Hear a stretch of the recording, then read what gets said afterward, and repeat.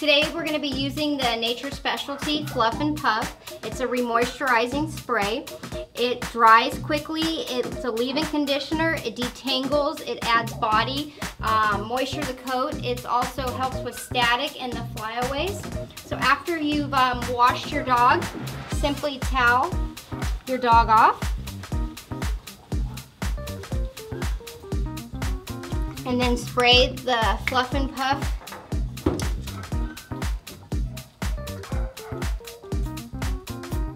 into the coat.